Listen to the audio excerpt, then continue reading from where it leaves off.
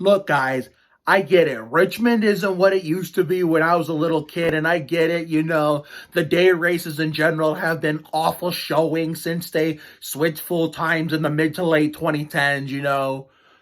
Trying to think. I know both 2014 races were bangers because they were at night. I know 2015 spring was supposed to be a night race, but Mother Nature said otherwise and moved it to the daytime. I remember, canceling my plans to go outside that day to watch it, considering, when I first moved into this house in Bridgeville, I wanted to do stuff, but also still wanted to catch every single race as possible. When Tony and Dale Jr. tangled and, Tony got so angry to the point where instead of going after Jr., which was the right thing to do, he didn't do that. He took off his helmet and he walked into the transport and just threw it down to the ground and didn't give a shit about it, just left it there to rot.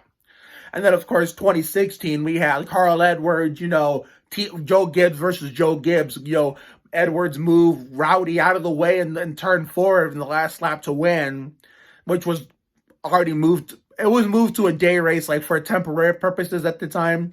While the true banger of Richmond was the 2016 fall race that same year, when it was it was still the regular season finale before the chase. The Monte Carlo 400, which is what they ran today, and trying to think. 2017 Richmond. Oh, yeah, Logano had the encumbered win, which was a day race. Then 2017 fall when, 1990 Mickey Mouse 500 champion Derek Cope brought out the caution, lost Truex the race, and Larson won it. And then 2018, did 2018 go back to night or something? I don't fucking remember. I think it did. 2018, I think, went back to night. Both 2018 and 2019 were at night, if you remember. 2020, we didn't have a Pontiac Excitement 400 because of COVID. And then, of course, the Monte Carlo 400, which was on my best friend Brinley Kerr's birthday, when she turned that kid in 17. That was actually a pretty good one with no fans in the stand. And I may be sounding biased because this fan right here almost won that race because it was that birthday magic for my bestie, my number one bestie, Brinley Lynn Kerr. So if y'all remember that showing. 2021 the next race was Peanut Butter Lady, my next door neighbor, right down that way. Kelly had her little bridal shower. The last time I saw, her best friend that I'm crazy in love with, Jamie Olitsky. We could have talked, but I was in the middle of taking out the trash, and I was in a rush to actually get to the office where my fucking light burned out again. So my grandfather has to change it again. So yeah, remember when Alex Bowman won that race, and Denny took looked like he had the race won, and he took the L because of the fact that this was back when I still didn't like Denny, And of course Bowman won. Of course Bowman and his track killer trend, Didn't a Richmond race get scrapped? No. I think they might have changed either the weather, like the atmosphere conditions or something like that, or not change the amount of miles. I don't fucking remember, but it's like every time Alex Bowman wins at a track, it's either they lose a date, they reduce the amount of laps or miles, or change the date, the conditions of what, I don't know the terminology. I'm not saying weather conditions, but they change it from like a night race to a day race or some shit like that. But yeah, trying to think. I know last year's Monte Carlo 400, if you remember correctly, was an absolute snooze fest. The last night race we had at Richmond, if you want to go check that out, there was really not much to talk about that race. Reaction link in the description. And of course, you had the 2022 Pontiac Excitement 400 this year, where strategies is what made it a good race. The same night, Zach Attack and Trey Jones destroyed, that, useless shitbag, called name Drew Shitbanks, if during the end of the Spurs regular season before they, collapse in the play-in like we expected them to. So, and now we fast forward to today, the 2022 Chevrolet Monte Carlo 400 at Richmond. La reina de la noche, la diosa de voodoo. Like I said in the beginning, I get Richmond isn't what it used to be. What it used to be when I was little. But aside from last year's Pontiac Excitement 400 and the Monte Carlo 400 the year before, we have not had a solid race until today. Today was, the 2022, this year's Pontiac Excitement 400 was, it wasn't too bad, but it wasn't all that great either. But this one was actually fun. this one was actually fun. So Harvick, my only respect I didn't have for him kind of went up a little bit, even though I'm still not crazy about him. I know all those Harvick haters that are like worse than me said he was washed and shit, but luckily for me, I never said that. I knew the speed was there. It's just like, he had Lady Luck had to go his way. And let me tell you, 2 weeks in a row, he did the damn thing. So tip of the hat to all the Harvick fans out there, whether I know him in real life or know him on the internet, this one's for you. I mean, this guy has a lot of momentum. I didn't think he would win this year, let alone I never said he was washed up, but at the same time, I didn't think he would win this year, let alone win back-to-back. Well, here we are. As Steve Letarte said, momentum is real. So, therefore, he's got a chip on his shoulder going into the Sirius Satellite Radio at the Glen next Sunday. So, let's get into this race review. I know the Craftsman Truck Series race last night was boring as hell, and they had me scared for today. But look at this outside. Look at this outside. Look. I don't know if you can see that well. Yeah, it is overcast and damn chilly out there, and rain was a potential threat today, so I said, fuck this. I basically don't have a choice but to stay in and watch the Chevrolet Monte Carlo 400, and it was a good call. So, therefore, I was in my mom had to work at 3 o'clock this morning until 3 when the race started. And I'm glad she came in and, kind of removed me and remove myself, because I got to turn on the race at the end of stage 1. I got to turn that shit on, and at that rate, I thought with how long the race was going green, I thought we were just going to have 3 cars on the lead lap at that point. But, strategies and whatnot, like in the Pontiac Excitement 400 this year, kind of made this race more interesting than it should have been. We had new players up in the front that, don't win all the time or haven't won in a long time, that never sniffed the front or never sniffed victory lane, like Christopher Bell, who, well, not in a long time. To be fair, he did win at the New England 300 this year on Anna Grace Barlow's birthday when I slept through that, and he could have won that race last year if the race didn't get cut short. That one particular event did not get cut short due to darkness. All the Joe Gibbs cars wrecking on the opening lap when it started to pour. It was pouring, yet NASCAR said fuck it and they threw the green flag anyway, and we'll have almost all of Joe Gibbs racing except Bell ended up wiping out in the first turn, if you remember that. So I really shouldn't be saying that Christopher Bell doesn't run up front all that often, because, he had a car capable of actually winning this race if there was only one more lap, because by the time they came to the checkered flag to complete the race, he was right on Harvick's ass. If it was 401 laps instead of 400, Bell probably would have gotten past him. He probably would have gotten past him for sure. Considering, Chris Buescher almost had the win, almost had second, I mean, I was thinking about tweeting this, but there was so much other stuff I tweeted to the point where I didn't get to tweet it. Roush Racing came to play. Brad Keselowski was up in the top 10. Buescher had a shot at catching Harvick, but damn lap cars is like, I have the utmost respect for Suarez, being my dad's favorite driver, which he kind of got out of the way, and Bubba, but come on, guy. As my dad would say, come on, guys, get out of the way. The damn lap cars kind of fucked it up like Fabrizio Alberto for Buescher to have any shot at the win. But anyway, let's talk about the whole race as a whole. So, after I woke up, at 3:30, 30 minutes after it started, I turned it on at the end of stage 1. And like I said, I thought we were going to get a long-ass green flag run to the point where I thought we were going to have just 3 cars in the lead lap by the time it was all said and done. And being a Ty Dillon fan, he was actually having a pretty solid race in the top 10, top 12. But then, of course, he can't ever catch a break, kind of like his days in the 13 Germain Racing ride. A fucking pit road penalty on the second to last pit stop, I believe, because it was the second to last pit stop of the day for green flag conditions. Luckily, he recovered to finish 17th behind his brother. And of course, I forgot Greg's. At some points, I kept forgetting Noah was in the race, meaning I had 3 drivers. He got like a top 24th or something. So, therefore, like I said, based on the drivers who I root for in terms of Winston Cup, I don't get to celebrate wins all the time. I really don't.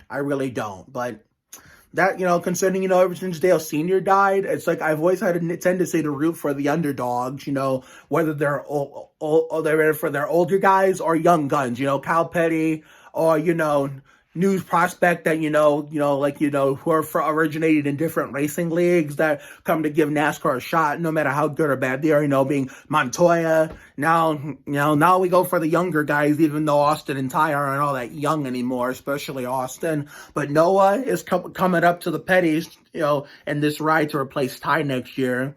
If you haven't looked at that video where I discussed my thoughts on Noah getting that ride and what I think will happen to Ty in 2023, if he's, able to secure a full-time Winston Cup ride, and who I think gets the number 9 Busch Series JRM car, look at that video too. Link is in the description.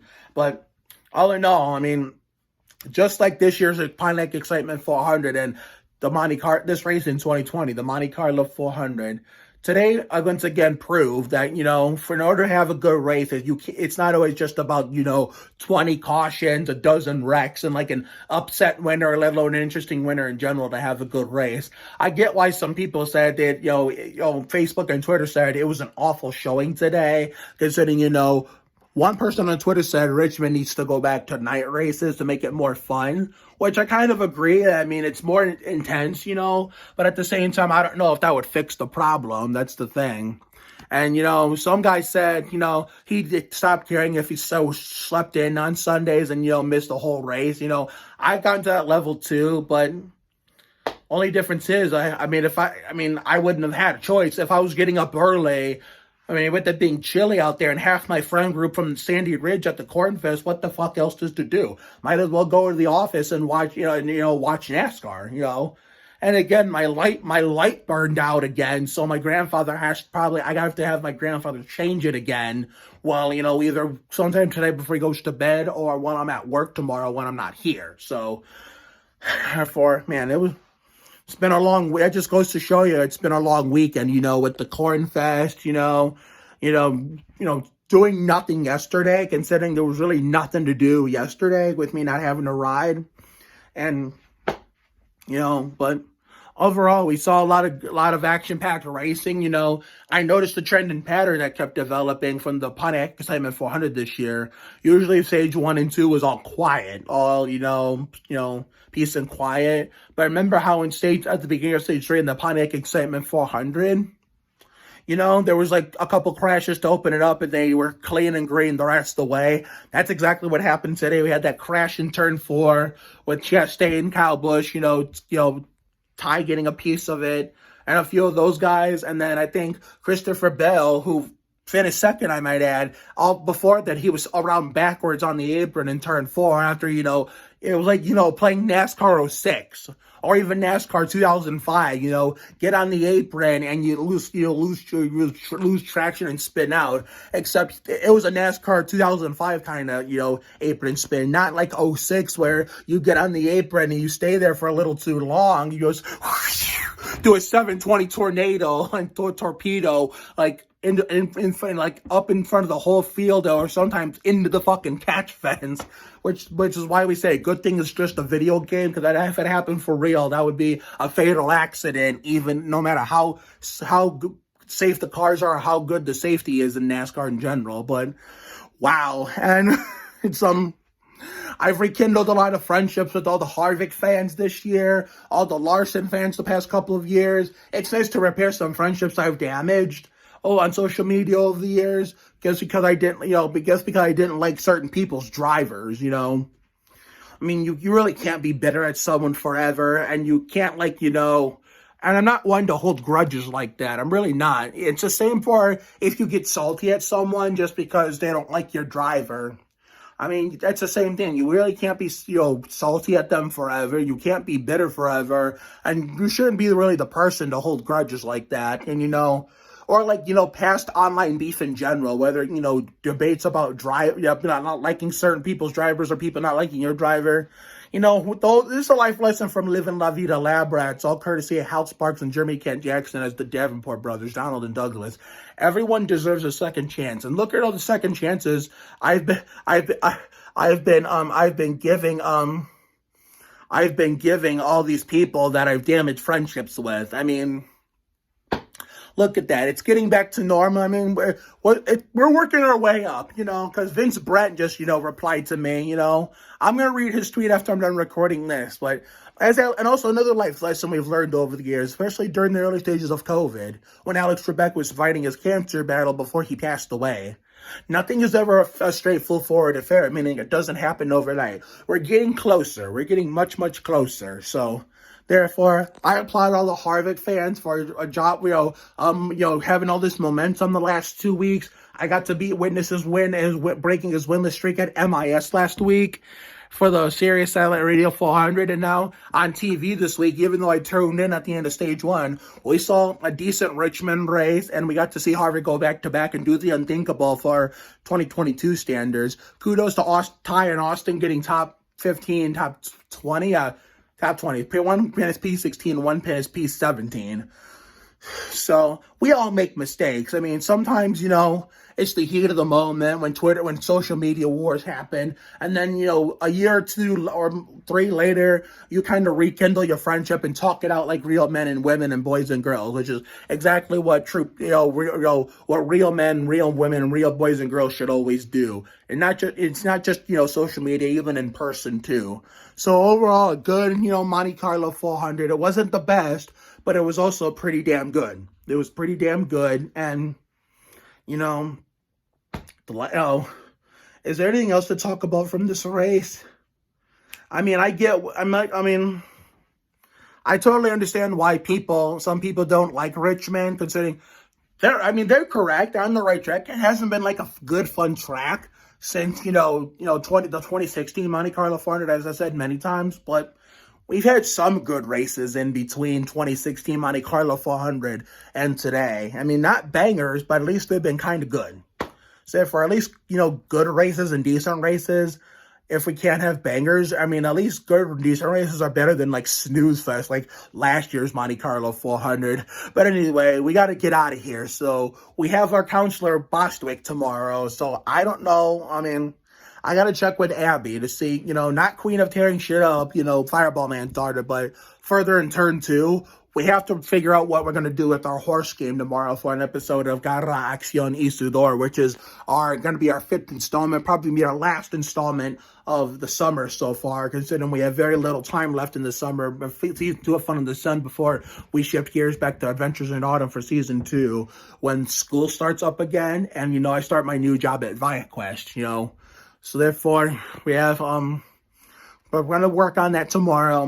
Hopefully I can do it like before or after Bostwick. So we're going to have to figure out what we're going to do. The warmth comes back tomorrow. It'll be 79 degrees, meaning it's going to be nice, but it won't be scorching. So let's not forget. But, we have Isabella Papa's Tony Stewart's 20th birthday next weekend. But unfortunately, since her birthday is a week from today, but it looks like it's going to rain. I mean, that could change, but sometimes it never does. So if it does rain, then my backup plan, if we can't do it on a real birthday next Sunday, is we do her birthday tribute on Friday, both at work and then after we, come home to the neighborhood and do, finish it off, finish the celebration. Kind of like how we did for Brianna Sierra Colin and Marissa Kiers, and how he did it for Anna Grace Barlow, I think. Yeah, so, considering, trying to remember. I'm trying to think of what I was going to say. Oh, yeah. Okay. So, yeah. So Friday, it looks like we're going to do that. Friday, we're going to do that. If it rains Sunday. So Friday, we're going to do, if it rains Sunday, we're going to do Isabella Papa's birthday tribute for Tony Stewart's 20th birthday. And then, of course, Saturday, we got Poker Game Night, episode 5, I think it is. No, it's episode 4. Excuse me. Episode 4. I'll have to double check, but I don't feel like checking now. But if I'm just taking a guess, it's probably episode 4. I could be wrong. Poker Game Night, and then since Wayne is going to be in the forecast again next Sunday, the Sirius Satellite Radio at the Glen. I'll probably be watching my first Watkins Glen race since 2019. It's like, goodness gracious. Let's not forget, we still have more. Tim Duncan can I recreate to bring you guys and some more episodes of Real Life NBA Jam. Possible episode 5 of Gragson Isudor tomorrow when me and Abby Uller recreate our horse game from 2016. Let me see here. I already mentioned Isabella Papa's birthday tribute on Friday, on Friday. Poker Game Night episode 4, I think it is. Trying to think, what else do we got? Oh yeah, and also of course towards the end of the month when my proper size yellow and white flags get here, we're going to be doing the debut of Real Life Need for Speed on bikes. Episode 1, lap knockout. Episode 2, lap knockout 2, meaning there's the Nash bike oval but in reverse. And of course episode 3, hot pursuit. And then we got an Elvis show at 5 o'clock. I'm probably only going to stay for maybe an hour or so because I'm going to come home and stream the Mountain Dew Southern 500 at Darlington Raceway. I don't know if I'm going to be able to vlog the Elvis show. Because of how short I'm going to how short I'm going to stay there. I don't know if I'm going to stay there for long, but no, I'm not promising you anything if I'm going to vlog that, but at least I'm going to try. And whether I do or not, I'm going to do a Mountain Dew Southern 500 live stream. Oh yeah, I just remembered. Yeah, now I remember what I was going to say. So the week after the Watkins Glen and Isabella Papa's birthday, we have Lorain County Fair Adventures episode 3 on the 26th. We have it on the 26th, Lorain County Fair Adventures episode 3. And then my mom's birthday, the Firecracker 400 at Daytona, aka the regular season finale. I will be streaming that on the channel and doing a post-race reaction video after that. And of course, the Elvis show, whether I vlog it or not. And of course, the Mountain Dew Southern 500 live stream. And then back to season 2 Adventures in Autumn, which, Richard Petty Fantasy Cup on Thunder Hill Full, Jeopardy Wheel of Fortune PS1 First Edition game night, and, selling, Boy Scout popcorn around the neighborhood with Julie Kristen and her son Justin around the neighborhood is going to be YouTube. So have a good night tonight and a better day tomorrow. Life will give you a lot of lows, but when you hit a high, enjoy it. It ain't for the weak. Goddamn, be you. You have to try harder to do less. You can't deport a dream. Sometimes the worst things in life lead to the best things. Always bet on the side of love. Check yourself before you wreck yourself. Sometimes you just got to be present. You never fail until you stop trying. It never pays to worry too much about things. We're not here for a long time. We're here for a good time. It's never too late to turn the day around. Another day on time, another day to shine. Pace yourself. Take care, everyone. Good night. And let's not forget all the content you're going to be seeing for the last of season 2 of Fun in the Sun and the beginning of season 2 of Adventures in Autumn. Oh shit. Oh my god, I forgot what I was going to say. Wait. Oh, duh, I'm an idiot. Besides all the rest of the content you're going to see for the rest of Season 2 of Fun in the Sun going into Season 2 of Adventures in Autumn, keep in mind we got Watkins Glen next Sunday, the Sirius Satellite Radio at the Glen, since it looks like it's going to rain next Sunday, considering, in between that, we got in between, 2 days before that, we got Poker Game Night on Saturday, game episode 4, I think it is. And of course, we got probably one of the biggest birthday tributes of the year and of all time on Friday, since, it's probably going to be too rainy on Sunday for her real birthday. Isabella Papa's Tony Stewart 20th birthday. So see you later, everyone.